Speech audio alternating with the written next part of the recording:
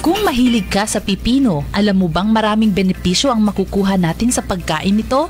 Ang mga phytochemicals ng pipino ay may mga antibiotic at antiseptic properties na maaaring pumatay sa bakterya at nagdudulot ng mabahong hininga. May taglay din na potassium ang pipino. Ito ang tutulong upang mapababa ang blood pressure. Ayon sa pag-aaral, makakatulong ang potassium upang makaiwas sa stroke at mabawasan ang tsansang magkaroon ng cardiovascular disease. Ayon sa pag-aaral, ang mga pasyenteng may type 2 diabetes ay maaaring mapababa ang kanilang blood sugar level sa pagkain ng pipino. Ito ay dahil sa mataas na fiber content at mababa lang sa calories. Ang fiber na taglay ng pipino ay makakatulong upang gumanda ang paggalaw at pagtunaw ng bituka. Dahil dito, mailalabas nito ang dumi at toxins sa ating katawan.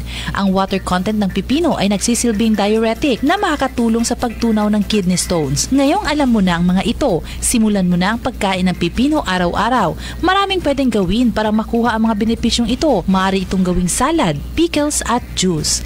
Lenny Wong Olivo, NDBC, Bida, Balita.